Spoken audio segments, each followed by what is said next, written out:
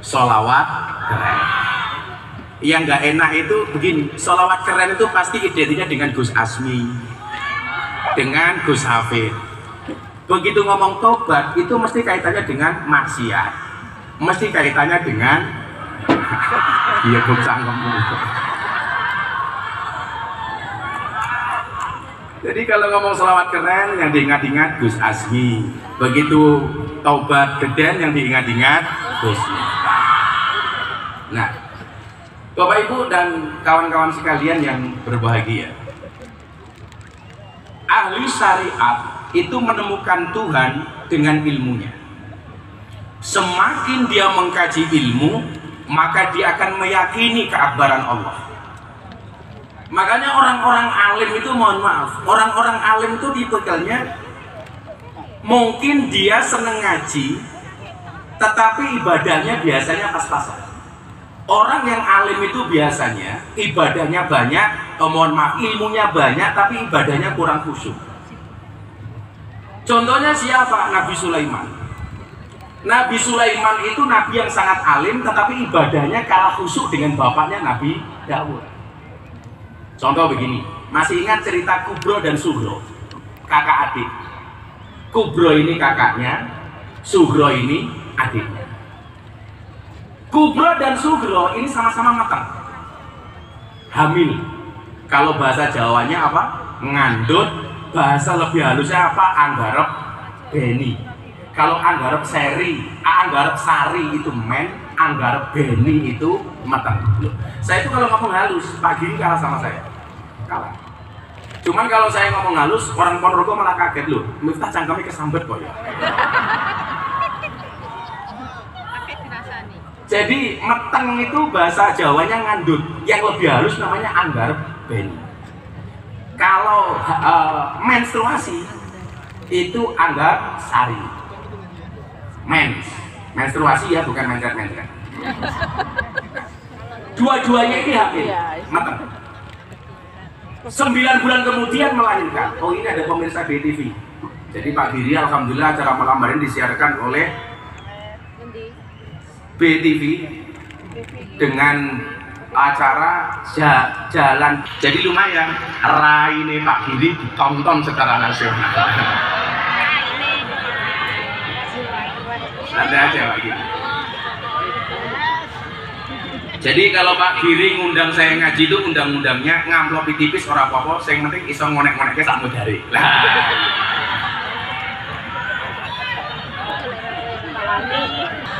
Pokoknya saben ada acara masyarakat datang teko wis ora duwe isin pokoknya itu. Tapi mohon maaf, rakyat sekarang itu seneng dengan tipikal pemimpin sing ora duwe rai. Ono layatan ra diundang teko, ono sunatan ra diundang teko. Ora iso nyumbang bondo, minimal nyumbang suara. Lah, soalnya Pak Giri ini alhamdulillah senajan ora duwe duit tapi suaranya apik. Jadi minimal iso nyumbang lagu. Ya Pak Giri, orang berantem. Akhirnya dua orang ini hamil, sama-sama hamil dari pernikahannya. Ingat ya, hamil di dalam pernikahan, bukan di luar nikah. Hati-hati, jangan sampai kalian hamil di luar nikah. Itu namanya kebobolan matamu, kebobolan, koyo bal-balan wae kebobolan. Kalau bahasa Inggrisnya Saman Leven, kumpul kebo. Kalau ada orang kumpul kebo, hati-hati, punya anak namanya budel. Akhirnya dua-duanya ini melahirkan lagi. Kubro yang besar melahirkan, Sugro yang kecil juga melahirkan. Bayi itu kan lahir pasti sama. Mungkin dulu Pak Giri pas lahir bareng Gus Asmi umpamanya, wih bayi ini mesti podo. Senajan kok tuwane beda. Sing siji ganteng, sing siji wirang.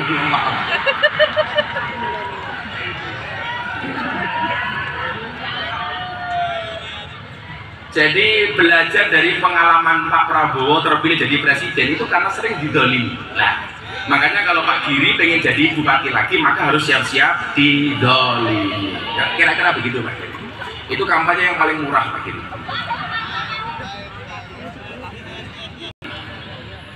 Nah, pokoknya wong Ponorogo kudu bangga duwe Mbah Muhammad besar. Jadi bayi itu lahir sama, makanya kenapa bayi itu kalau lahir dikasih gelang, supaya tidak ada bayi yang tertukar.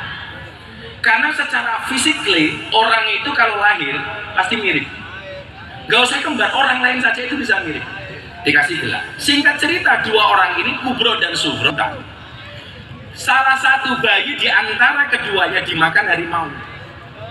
Akhirnya bayinya tinggal satu. Gede rebutan, Sugro nggak mau. Nah coba, ini bayi untuk rebutan. Sekarang mbak-mbak malah banyak yang membuang bayi, gitu loh. Hati-hati cawe dok, jogonen dok, tenang. Isi kelingan bahasanya Gus Miftah ora. Tahu bulat cuwilik digoreng dadaan regane 500-an. Mosok namu enak model gratisan. Iya. Karena aku jadi ingin. Gak apa-apa lah. Lupakan masalah hari ini. Kenapa? Karena besok masih ada masalah lain. Ini anaknya siapa? Sugro menjawab, anakku. Ketika kalinya ditanya, kopiku mana? Belum ada. Itu pertanyaan ketiga. Yoko menyumbang tenaga, kira-kira begitu. Karena bayi ini berada di tangannya Kubro, akhirnya Nabi Daud menyatakan apa? Kalau melihat, mohon maaf, karena bayi ini di tangan Sugro, Nabi Daud orang khusyuk itu kan ciri-cirinya gampang, Pak. Orang khusyuk itu ciri-cirinya nggak mau banyak konflik. Makanya Pak Bupati sama Bu Wagub, kalau minta doa itu kamu datang kepada kiai khusyuk, jangan kepada kiai alim. Lah ceramah teko kiai alim. Tapi kalau jaluk dongo, golek kiai khusyuk, orang khusyuk itu biasanya gampang dihapusi. Iya, karena adanya cuma husnudon, orang mikir macam-macam. Mulai ibu-ibu di masalah keluarga, kalau minta doa cari kiai yang khusyuk. Biasanya kiai ini desa, sarungnya ngelinteng, ngambune kelembaknya, sandalnya suwalu, minimal lili gitu kira-kira. Itu orangnya khusyuk. Tapi mohon maaf, dongane mandi. Akhirnya pengadilan Nabi Daud memutuskan bayi ini adalah merupakan anak dari Sugro. Kenapa? Karena yang gendong bayinya itu Sugro. Pengadilan ditutup. Begitu keluar pengadilan ketemu Nabi Sulaiman. Nabi Sulaiman itu anaknya Nabi Daud. Ibu, bapak, sebelum saya lanjutkan, itulah alasan kenapa Nabi Muhammad itu tidak punya anak laki-laki yang hidup. Kenapa? Karena kebiasaannya kalau Nabi itu punya anak laki-laki, biasanya Sulaiman menjadi Nabi. So, Nabi Yakub mempunyai nama Yahya menjadi Nabi. Makanya Nabi Muhammad kenapa tidak punya anak laki-laki yang hidup? Karena khawatir sepeninggal Nabi nanti anaknya dianggap Nabi. Padahal la Nabiya ba'da. Padahal tidak ada Nabi setelah Nabi Muhammad. Begitu ketemu Sulaiman, ditanya, kalian dari mana? Dari pengadilan. Apa yang kalian sengketakan soal anak? Ini anaknya siapa? Anaknya Sugro. Buktinya apa? Yang bawa Sugro. Nabi Sulaiman langsung mengajukan peninjauan kembali. Jadi peninjauan kembali itu Pak Kapolres tidak hanya sekarang, sudah ada sejak Nabi Sulaiman. Saya banding, kata Sulaiman, saya nggak percaya kalau bayi ini bayinya si Sugro. Saya yakin kalau bayi ini bayinya Kubro. Akhirnya ditanya sama Nabi Sulaiman, anaknya sopo? Kubro jawab, anakku. Anaknya sopo? Sugro jawab, anakku. Apa yang terjadi? Karena dua-duanya bersikukuh, Nabi Sulaiman mohon maaf mengambil sebuah pedang. Dia mengatakan kepada dua perempuan ini, karena dua-duanya mengakui ini anaknya, maka izinkan saya membelah bayi ini menjadi dua. Yang separuh saya kasih Kubro, yang separuh saya kasih Sugro. Akhirnya apa? Si Sugro menjawab, saya setuju. Sementara si Kubro menjawab, saya tidak setuju wahai Sulaiman. Daripada bayinya dibelah, wallah, berikan bayi ini kepada si Sugro saja. Akhirnya apa?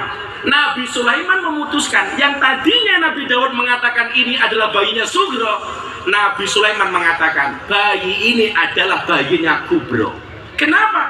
Karena psikologi seorang ibu nggak mungkin merelakan anaknya untuk dibunuh, apalagi dibelah. Sehingga apa? Nabi Daud kemudian mengiyakan apa yang menjadi keputusan Nabi Sulaiman alaihissalam. Nah, iki lho lagi. Jadi lah jenengan golek pitedah, kuwi takono karo guru sing alim. Tapi lah jenengan golek petunjuk soal sesuk aku menang apa kalah, kuwi takone karo Kiai Khusyuk. Nah, Pak Giri ini saat ini seneng ngejak kula, ora kok mergo kula khusyuk, ora kok mergo kula alim, tapi mergo kula iso goleki rekom nganggo Pak Giri. Dan siji iso gratisan dancuk.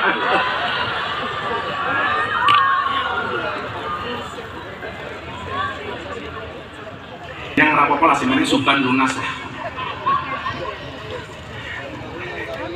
Lah Suban berhayati uwoke dinyangan mesake. Suban santai wae nek, engko tak tambahin nih. Soke, kan aku AKBP. Aku kiainya Bapak Prabowo.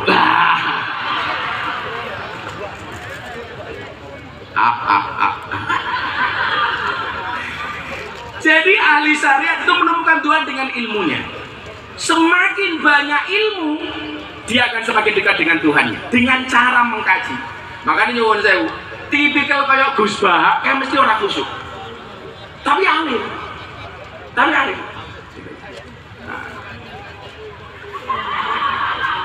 Lah kayak bakul es teh iki ora alim, ora khusyuk lagi gitu.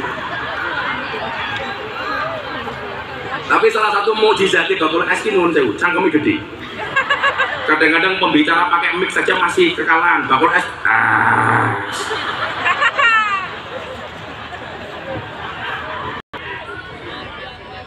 Nah, kok boleh. Wis bunga-bunga wis ora apa cangkem-cangkemmu dhewe kok sampe. Iya.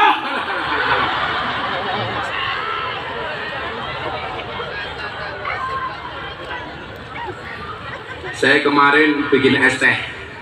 Bikin es teh gula, pas diaduk yang larut kesedihan. Iya. Kasihan deh gua. Selalu ala Nabi Muhammad. Wes dolan dhisik sing sak maksimal mungkin, kok ora payu yo mulya. Kalau itu mbas. Sorry, saya itu kalau mau beli dagangan itu karena saya mau, bukan karena saya ditipu ya. Kemudian kalau orang syariat, ini kan ada yang ngomongin masalah pendosa nih. Nah, kalau tak runtuh tidak. Kalau ahli syariat itu menemukan Tuhan dengan ilmunya. Semakin alim, semakin dia dekat dengan Allah. Karena orang itu kalau semakin alim merasa dirinya semakin bodoh.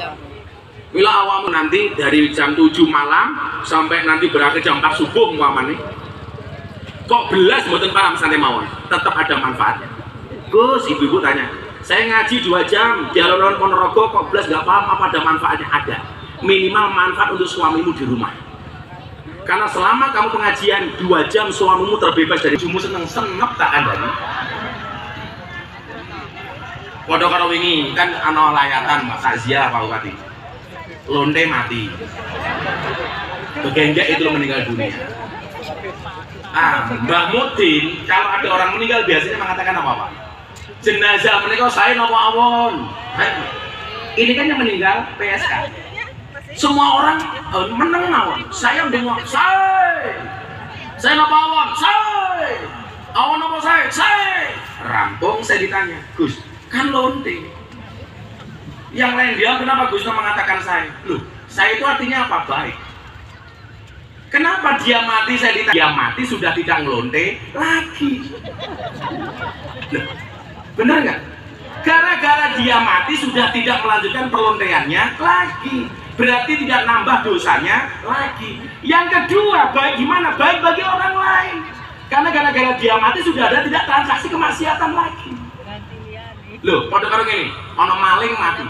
Saya nampakkan, saya. Karena kematian maling itu membawa kebaikan. Kebaikan bagi dirinya tidak nambah saldo dosanya. Yang kedua apa?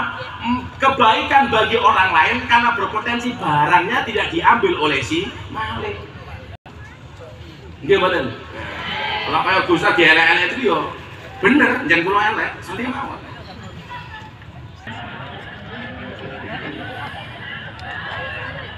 Pokoknya lah tak buli sabar, insya Allah jadi bupati meneh.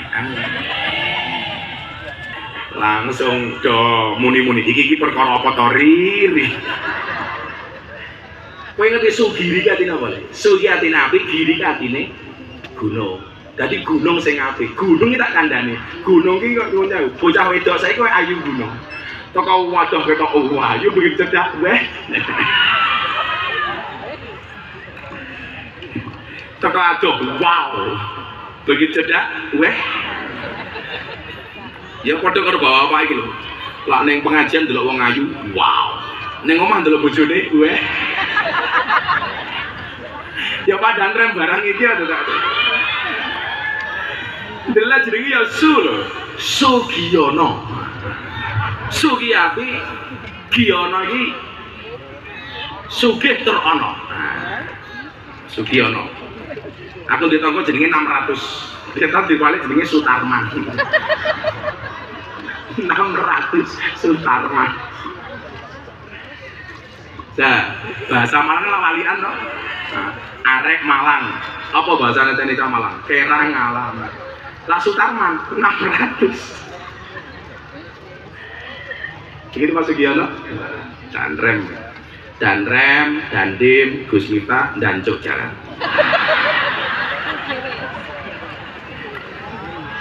Tingkatan bulian paling tinggi itu ketika dia bisa membuli dirinya sendiri.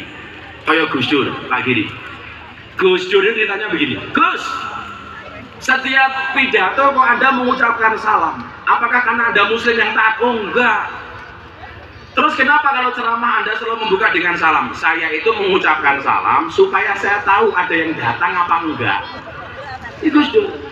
Karena betul. Assalamualaikum warahmatullahi wabarakatuh. Kok orang sih jawab? Berarti orang sing teko. Kok wong intanya jawab aman Pak Komandan. Gus Dur dan Pak Kiai hanya saling mendoakan. Mungkin orang ngerti Arab. Setiap bahasa Arab dikira donga. Sama saya umroh, ngajak teman-teman ahli maksiat, saya ajak umroh. Nyetel TV, ono wong ngomong Arab, langsung tangannya diangkat, amin, amin. Begitu tadi lo ternyata ya berita pemerkosaan. Cici, tapi ada menunggu mules sih. Gile.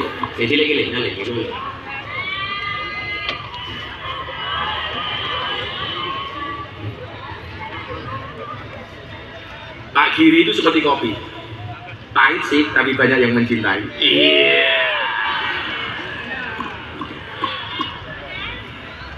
Ciri-ciri orang di duit ini lapang aja karo nge-vape. Iya cari gitu. Kopi panas. Kopi pahit le? Iya, pahit. Kaya rupamu.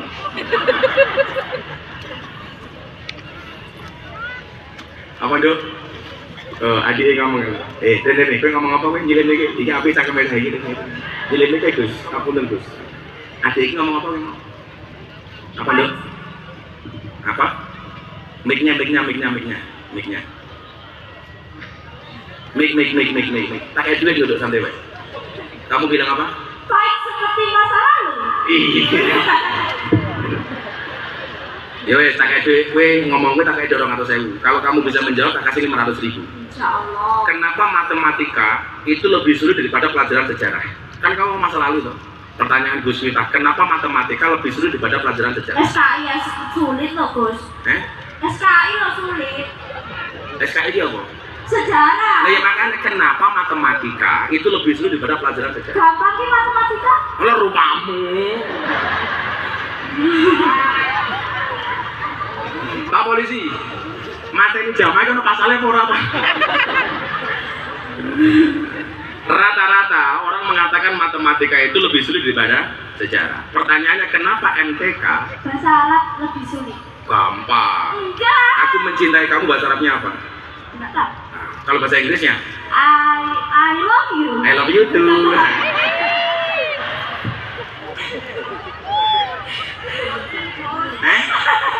Justru kincil ini nyenengke nih.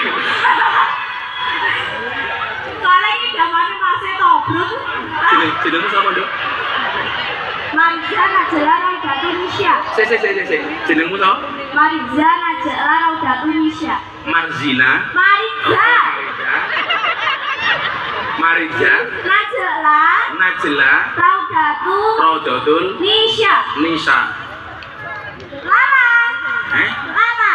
Panggilannya? Lala. Najis Ralala. Bapakmu namanya siapa? Hah? Bapakmu namanya siapa? Apa ya? Nova. Solihin. Ki, nanamu Ki. Ya sini tanya duit gini. Sakit. Kamu kelas berapa? Kelas 5. SD? Iya. Cita-cita pengen jadi apa, Nduk? Apoteker. Apoteker. Iya. Aja lupa IG-ku diikuti toh. Kamu ngerayu Gus Dur tak kasih uang? Oh enggak, maksudku aja lupa IG-ku diikuti Mariza_Najela 4. Oke. Kamu mengidolakan artis siapa? Hah? Mengidolakan artis siapa? Rafael Strike. Oh, striker timnas. Striker timnas. Nah nanti kan ada jadwalnya. Oh, pertanyaannya, persoalannya kamu sama Rafa itu beda pemikiran. Kamu mikir dia, dia mikir yang lain. Mikirnya Mbak Noah. Ya, tak kayak duit, Windu. Kalau tak kasih uang untuk beli apa? Hah? Kalau tak kasih uang untuk beli apa? Mau beli apa? Untuk beli apa? Top Akovo. Astagfirullah, topat. Lain bakal tabung. Guys, tabung ya, ditabung jangan dicelengi ya. Makanya ada istilah bayi tabung, nggak ada bayi celeng ya. Yang pakai duit. Wow. Terus apa di jiwanya? Tolong atas ya. Makan ruang. Aja lali, kayak ikut. Iya. Ya wes, nuwun, mic-nya bawa sini. Pinter. Gede-gede payu itu. Gus Asmi, ana bibit api Gus Asmi. Kenapa matematika itu lebih sulit daripada pelajaran sejarah? Jawabannya sederhana. Karena memperhitungkan masa depan gak semudah mengenang masa lalu. Iya. Kopi panas. Air, ya wesnya, seket-seketnya, wes seket.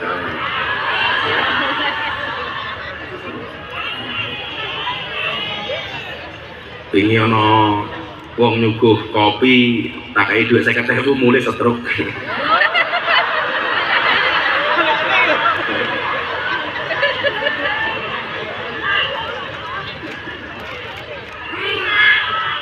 Soang iter.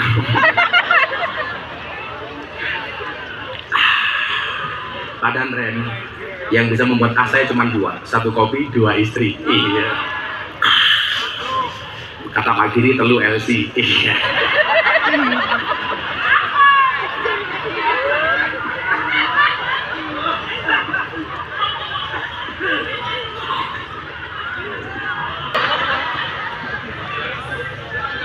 Boten, wong apik Pak Giri nih.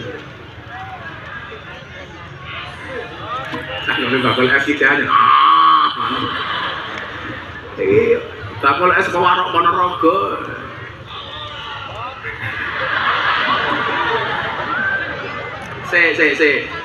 Sing rata tunjuk aja maju, tetep dodolan. Sing tak tunjuk moro ngono ya. Nah, sing rata tunjuk menengo.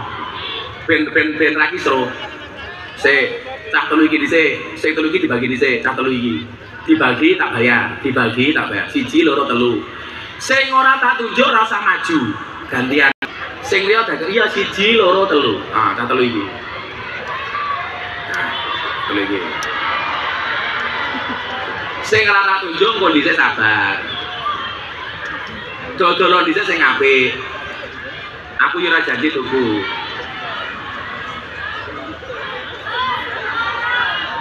Meneng bedang wis sing ngaji meneh. Le bagian sing wis rene tak bayar.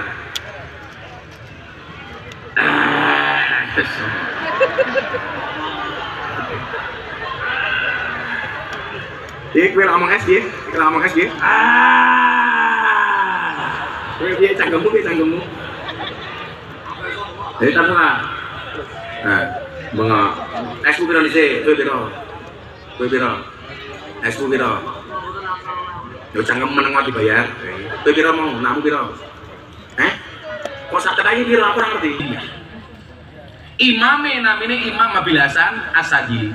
Beliau mengatakan begini Pak Giri, kok kowe ngaji duwe guru, gurumu nggak bisa membuat kamu tertawa, tinggalkan saja. Mosok ngaji kok nggawe susah. Padahal undang-undangnya ngaji niku napa? Wa ma nursilul mursalina. Cinta siapa? Cinta bojone uang.